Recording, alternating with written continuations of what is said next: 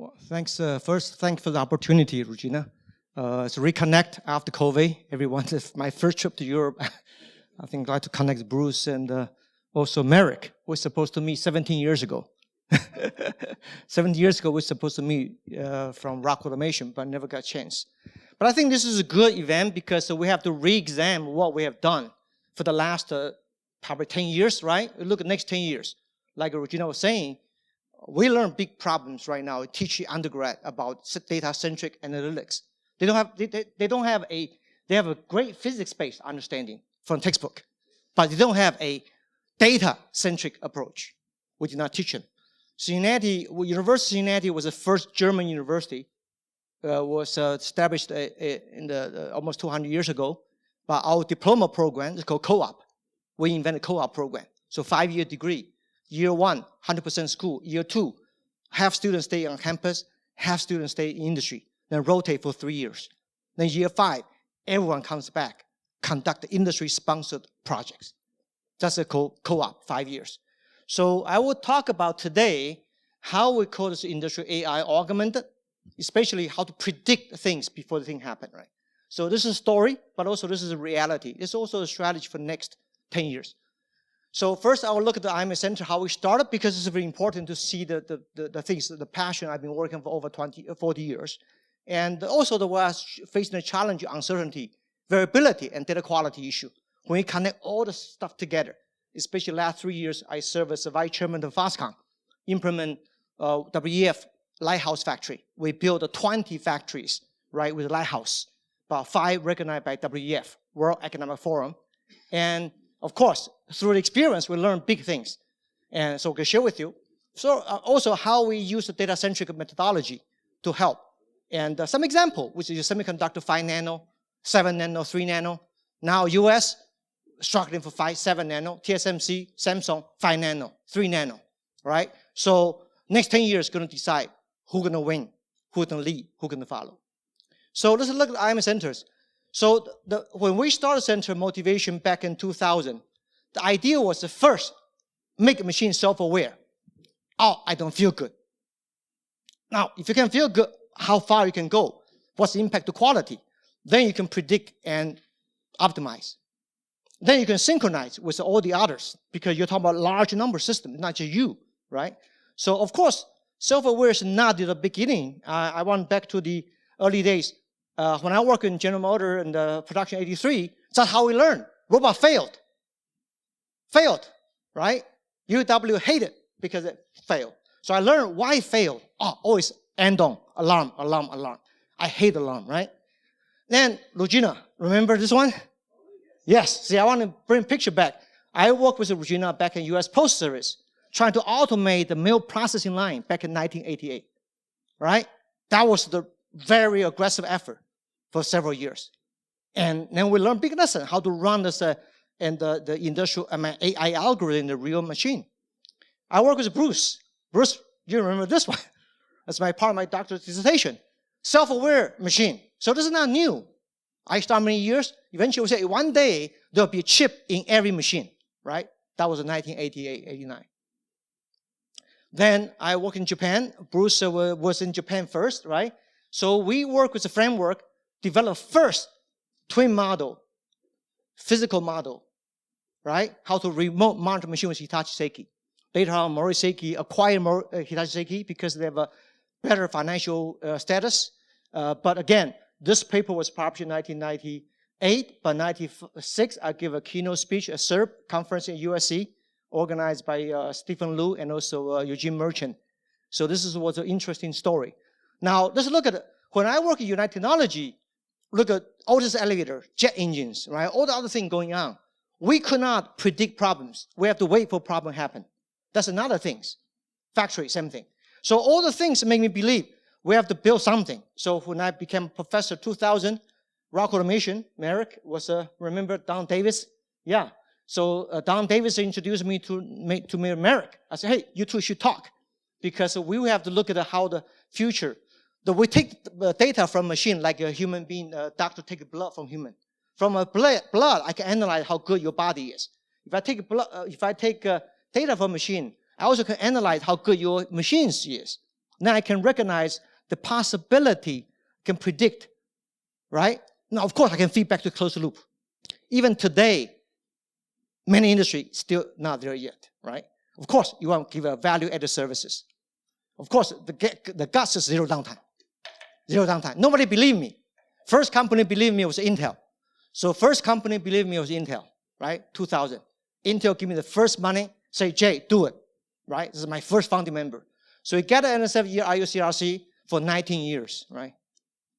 So it's an interesting journey, but we look at, over the journey, we look at it. Now today, you look at all the journey we made, and today we look in the 5 nano process semiconductor, right? For Phoenix, TSMC foundry, Phoenix. So I'll share with you what is the challenges going to be to make that happen. So we also have a 2 spin-off company, which is also very important for students, for NSF ICO program. Now, this is a first impact. When GE launched Industrial Internet at that time, 2012, right? So the jet engine data coming out from Cincinnati data center. Then eventually you conduct all the analytics. Eventually you want to share with the predictive system and feedback to design, right? That's exactly idea came out of IMS. So GE hired 7 PhD from us, right? And 2018, Foxconn initiated Industrial Internet, new company, but we're trying to avoid mistake we learned from GE, right? We have to build internal example first. So we connect 175,000 machines worldwide, right? That's a new company, $68 billion company. So eventually we built a fork AI, which you're talking about, how to make sure the real time and also the available time to managing different priorities. Not everything real time. You don't need everything real time. You need available time between the we call maintenance opportunity window, right? Eventually we build this. Then they hire 6 PhD for me, plus me as a professor. I spent 3 years at Foxconn, right? So then eventually we made the Toyota zero downtime for 16 years. This was highlighted by SME magazine last year. 16 years, zero downtime, right? But this is, so Toyota did not believe us in the beginning. Mr. Niimi was the president of Toyota in Georgetown, Kentucky, where the Camry model was launched. Today they make Lexus and also Prius, right? So finally, the toolkits, machine learning toolkits, it was now using by LabVIEW and National Instruments. So this is going to be very important because the machine toolkit can help us to analyze more. My new PhD just graduated hired by Math Lab, Math Work. So they will be developing similar things. So Professor Washler was mentioning about the 4.0. I was invited to DFKI in 2013, give a talk. So with people saying, what is the difference between Industry 4.0 and the best automation system in place? So I recognize the best thing is that sensor level has to be self-aware. Machine level has to be self-predict. The factory level is still worry-free. So these are the 3 key words. If you can do this, I bet you nobody can say, oh, this is not 4.0. It has to be 4.0. Because you make people worry-free, right? Not just to make people no work, worry-free. So Cincinnati, yeah. So this is the one Cincinnati was recognized the contribution. So let's look at it. Why we so important today. We move forward next 10 years. There are lots of uncertainties, variability, and data quality issue available, especially when things are connected, right? When things connected, we have a CAGR growth, lots of internet connected machines, because through the experience we have done, 175,000 machine tool, I can tell you what lesson we learned. So right now, MT Connect, US side, we make machine tool, OPC UA is in European standards, but that's only the beginning. The journey will be how you evaluate the usefulness of data and the usability of data. So this is the thing. So first thing, when you have a jet engine connected, semiconductor machine connected, wind turbine connected, EV connected, right? These are typical examples of interconnect systems. This is real, it's coming, already happening. So what we are doing right now is that these things always continue working dynamically. You drive fast, I drive slow. Wind turbine, the weather differently. Jet engine fly different altitude, right? So this is a no standard. You have to look at the data in the highly variable conditions. So today, I don't have time, but we look at 2 areas. Variation, how you address a variation. How you predict variation before things can happen, right? How do you evaluate data quality before you can do further predictive model. That's what it is. The model is perfect, but if the data is not usable, the model perfect may not save the model of the usefulness of the reality. So look at this. So we have many things happen in the real world, right? So you have a component like your iPhone and lens. Fast can make 140 million iPhone a year. All right, it's 75% of Apple products. So this lens degrades. EVs, battery, use perfect EV battery, but in the real world, EV degrade over time. So there always a variation. And you live in San Francisco, drive EV, versus you live in Michigan, drive EV, the life is very different battery. So eventually, the semiconductor wafer, and we have a wind turbine, and when temperatures are low at night, humidity is high, very likely you have ice accumulate on the blade. You cannot detect it, but data can estimate.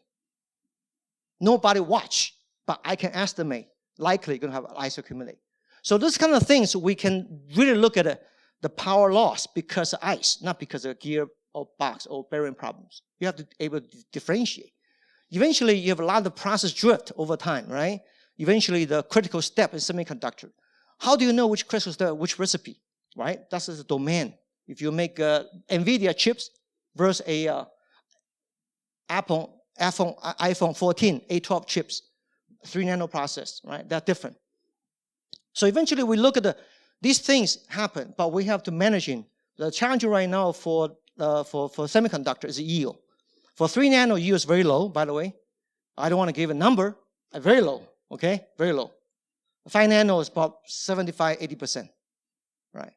So you can imagine 3 nano, you want to be profitable, you have to make a very predictive metrology because no product available. So eventually, this is the whole thing. The target source, the reference source, how you embed the system into the system and to make the system happen. Now, of course, I said data usefulness, yes, they're very useful, but it may not be usable, right? So you have first, if it's highly useful, congratulations, you got it. Unfortunately, sometimes very useful, but not usable, right? The fish is great, but come from dirty water. Oh, you cannot eat it, sorry. So highly usable, but not useful. Or not useful, not usable. So eventually, you want to build a domain case for one given machine as a reference. You use all the big data, high volume data, high quality data. But when you localize problem in the other machine, you may not need big data. You need a small set of data, but usable data. Small set, not big data. So eventually, you have to be able to define that in your edge system, in your machine tool system, whatever. So of course, data quality, we collect lots of data to evaluate, right, over time. But first of all, during the collection, we have used 20% of data, maybe 80%, depends to evaluate if data can be used to detect the old problems. If yes, yes, continue collecting. If no, stop collecting. Go back to the source. Find out why. If you can diagnose the previous problem, yes, continue. If no, go back. Can you predict the problem you had before? Yes, continue. No, go back. So eventually, we have to evaluate data, not continually collecting data. I have to say, many companies talk to us. They say, I got lots of data.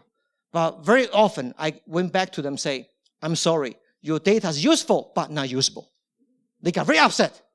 But rarely, you got lots of data, but not usable. What do you mean? You have no background.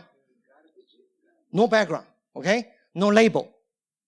So eventually, so we're talking about the meanings that you have data visible, but the human being want to find out the degradation and variation of process. They don't want the data. They want to see transparency. This is what digital twin is supposed to be. From visible versus invisible, not visible, visible, right? So eventually, you want to look at the data as a meaning and also the feature as a domain, know-how. So this is what we call 3B. The data is broken, their baseline is different, cause a quality issue, and data has no background. I call 3B. When 3B, that's the evil of future AI, because you cannot do anything about it. So let's look at an example. Why industrial AI? I often say that, right, we have a 4 space of thinking. We face the real world, visible world. Also, invisible world is my lecture content. Machine is visible, but machine health is invisible. So visible world, we solve the problem. Toyota lean manufacturing, yes. Andon, yes. Six Sigma, yes. But to avoid problems, besides the domain discipline, you also need a good model. But unfortunately, model baseline may be different. That's why model may not work all the time. So eventually, you want to find out the invisible relationship between why a thing worked. What's the relationship behind it, right? Eventually, you model the relationship. You don't model the physics. Then, you are model the unhappened, to be happened. So the blue area is where we have a lot of challenges in the future, Industry 4.0 or Industry AI, right? Because it's invisible. So we built a center 2018 at Watson as a part of a journal launch. Because IBM is great, but IBM doesn't have a strong connection to industry, right? So that's how they hosted the launch with the formulated new center. Why AI? AI is a cognitive science. Everyone knows about it. We don't talk about it, but very often it's a try and error approach, okay? I give one algorithm to 2 engineers, same data sets. Unfortunately, very often 2 different results because you and I select different features, right? So you give 1 fish to 2 chefs, same kitchen, 2 different tastes. Why? The recipe is different. That's exactly the problem. So we want to develop a systematic approach. You do it, I do it, same bearing, same crack, same vibration data, result the same. So today, I guarantee you, often 2 different results. Industry cannot accept that because you cannot validate. You have to work 1 million times, not 100 times, right? So eventually, what we're talking about the future is that how do you evaluate the speed versus accuracy, uncertainty versus complexity. There's no free lunch, by the way, right? So you have to engineer the process with domain know-how, not just 100% data-centric, but also sometimes some physics model augmented with data-centric system together. So you have to really continue working on the system, not just one-time success. So industry AI, what we define is a data discipline domain. Data is a source of the fundamental system, come from the roots, from the computer science. But the domain is from engineers. But discipline, how you use AI solve a problem repeatedly, that is lacking today. We don't have it. I'm teaching industrial AI course. I can tell you, this is exactly what in the industry university is lacking. We cannot teach engineers using AI effectively. AI is not about the course, AI is not about artificial intelligence, it's about actual implementation. Yes. So really it's about the gaps, right? The gap, data domain discipline, the gaps. How we address the gaps, how we move forward. So we're looking at EV and look at the semiconductors example. So let me use an example. First, the semiconductor. We have lots of using manufacturing AI. We have a lot of machine diagnostics in the past. We want to look at the predict, prevent. We want to also understand why. Relationship, we want to avoid things before they happen. So this, again, this blue space is what manufacturing needed very badly, right? Doesn't matter you call digital twin, whatever. So this is where we work on from the board school level, bearing level, machine level, and production system level. The 3 different methodology. Bearing level, you can predict the bearing degradation without lubrication. I can know it. I can measure those torque and current. I can predict the difference, right? But machine level, which we in machine tool, MT, Connect, OBC, UA, that's fine. But the problem is you want to actually convert data to a ready-to-use format. So in the future, when you share data, it's not usefulness of data, it's usable data. That's the difference between the data. You're useful versus usable. Very often the data we share is useful, but not usable. You have to reprocess them, relabel them. It takes too long. Industry cannot afford. So eventually, we have to make that become a business, not become a capabilities. Eventually, you want to build the cloud as a support function, not the owning function. Right? Support function means you have Foxconn 137 sites globally, 850,000 workers, right? So we have to connect all the things together. That is a challenge, right? So this is where we believe the algorithm should be in the cloud, and parameter can use federal learning to update, rather send data out, which is many companies will not allow you. Like TSMC, Samsung, Intel never allow data out of foundry. Never, right? So eventually, this is a first machine we do at MAZAC 2019. We finally implement this is called self-adaptive learning machine, able to monitor spindle in a commercial way, right? So this is a good one. And second, when you have lots of robots together, rather than monitor robot, every robot takes too much time. So we rank robots a score, like a professor gave a score for students. I divide students by cluster. Could be paint shop, welding shop, or by functions. Compare them. Similar robot, different robots. Like Toyota Georgetown has 2,000 robots. Kawasaki, Yamazaki, Yasukawa and Motorman, and also the Nachi and Fennec. So different robots. I compare by different types. I can select the focus on the bottom 5% of robots. So rather monitor all the robots, no, you don't have to. Only focus on bottom 5%. So that will save time for engineers, right? So this is algorithms required to manage a large number of highly connected systems. And second things, we have high volume. So with a semiconductor wafers we're going through, you have a check, quality yield check.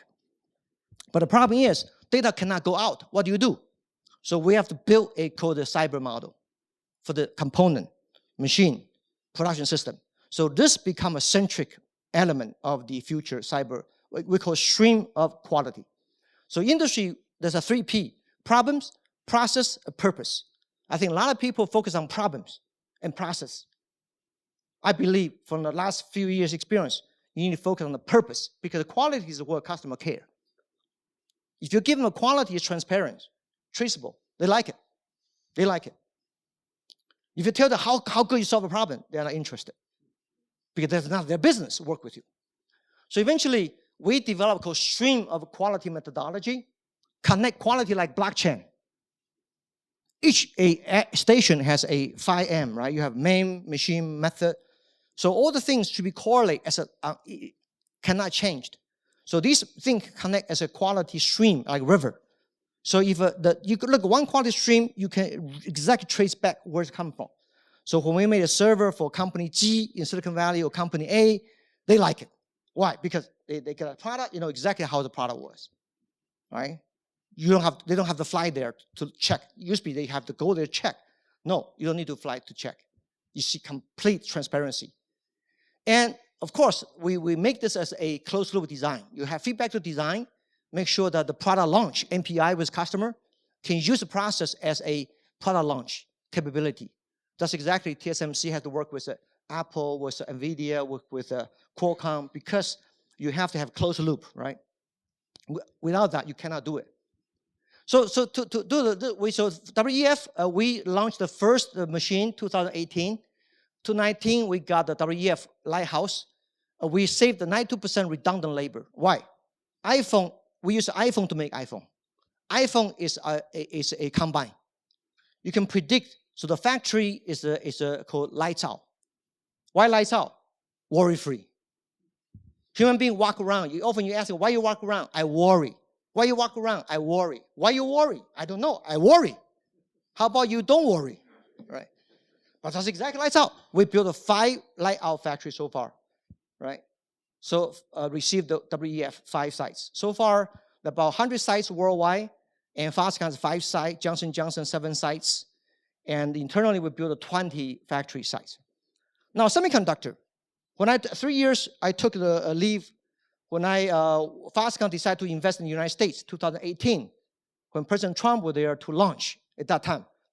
And 2019, when I took over until I left December last year. That's what happened now. So we have a high-performance computing center. We build the server. This is a smart manufacturing center. We build the highly automated systems. And this is we have to redesign the supply chain, redesign the system. For example, the machine in Asia needs 26 people, but US,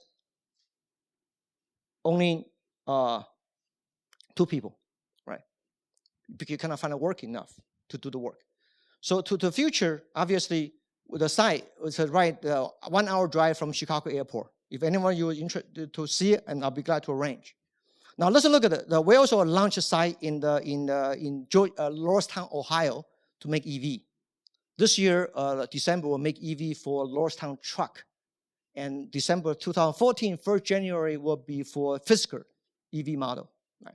So this is a new initiative that for the new board launched.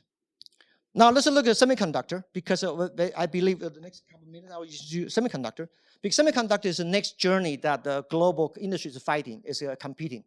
We see lots of a shortage of chips, but because of the reasons, not just supply, but also the inventory number. Used to be we have a 1 month inventory.